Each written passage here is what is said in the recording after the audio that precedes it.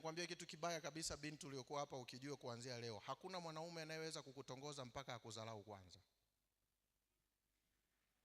Narudia, hayuko mwanaume duniani anayeweza kukutongoza mpaka akudharau. Nisikilize nako kwenda, utagundua. Yaani kuna watu hapa washaona tumezalaulika vya kutosha. Angalia wanaume tulivyo. Naweza nikawa kwenye hii summit, macho yangu yakampoint dada, nikampenda, lakini sikiliza, nimepoint physical, not spiritual. Mwili wake. Labda Mungu amemjalia umbo namba 8, ana hips, ana mguu, sauti yake, unajua kuna yule kumwambia habari anatikia nzuri. Huyu ndo yeye. Siwezi from nowhere nikaenda kumwambia nakupenda. No, lazima kwanza nijaribu ili nikudharau. Nitaanza kufanya na attempt, je, analika. Kwa hiyo unaweza ukapita hata nikafanya hivi. Wewe binti, umetoka hapa ndani, umejiambia kabisa naenda chooni. Ukio hapa babani ukasikia, utageuka? Ukigeuka wewe sio single. Umetoka hapa, unaamka hapo ulipokaa, naenda chooni. Unatoka nje, mimi kidume niko nje, nimekuona afu napiga afu wewe, nani? Mimi. Kitendo cha kufanya hiyo action, mimi mwanaume, na kudharau, unajua huyu analika. Lakini unapiga bize, hana mpango, hana habari na wewe. Akienda chooni, akitoka anavyorudi tena, sisubutu tena kufanya hicho kitu. Kwa nini? Kwa sababu akili yangu imekuvalue, haijakudharau kwamba huyu binti anajielewa.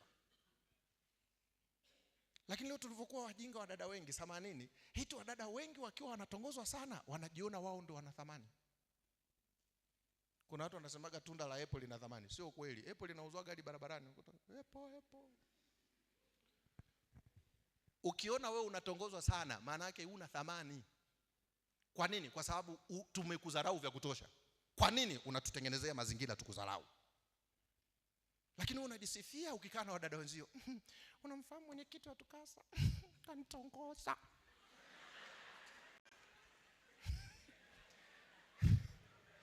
Ulipokuwa mjinga unaendelea tu. Alafu na yule lecture yule kaniambia ananipenda.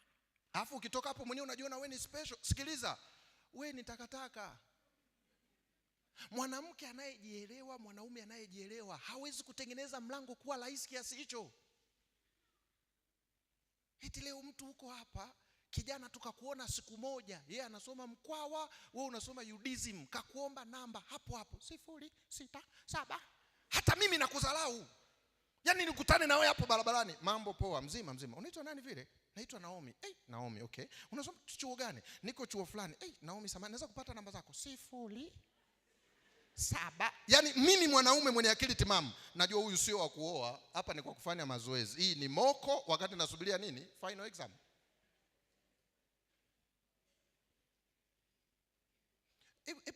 Hebu tengeneza discipline. Sijui nisemaje. Hebu itengenezee thamani.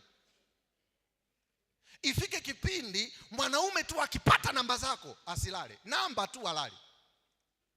Yuko kitandani anachukua simu anaangalia, ni ya kwake kweli? Naomi. Anaiweka pembeni. Anajifunika na kashuka. Naomi, we Naomi. Hiyo ni namba tu. Hivi unajua siku hizi kuna mabinti anatoa hapa namba, anatongozwa WhatsApp, wanakubaliana WhatsApp. Siku akionana ni kulala pamoja. Halafu na akili zako zilizotimamu eti wewe ni mke mimi nikuoe. Who told you? Kama nimekuomba namba siku moja umenipa, nikikuoa ukaenda sokoni, ukutani nao kama mimi, akikuomba namba na yeye. Halafu ukitoka hapo wanaume hawao. Sikiliza, hakuna duniani binadamu asiyetaka kitu cha thamani. Hakuna. Yaani umepita hapa, uko seriously. Mwanaume mwenye akili timamu anasema huyu ni mke. Haji na anakuja kwa heshima kabisa. Dada fulani, habari, salama. Samahani, sijui ratiba yako ikoje? Nilikuwa nafikiri kama ratiba yako inaruhusu tubadilishane mawazo. Mawazo ya aina gani? Lakini ukishaambiwa tubadilishane mawazo, saa ngapi? Yaani wewe ndio unaanza kupendekeza, mdada ndio unaanza kupendekeza, labda tukimaliza vipindi pale tukimaliza na wewe ni kuku unayetembea kweli kabisa nakwambia. Na waomba wadogo zangu, thamani yako haijengwi kwenye ndoa. Thamani yako inajengwa kabla hujaingia kwenye ndoa.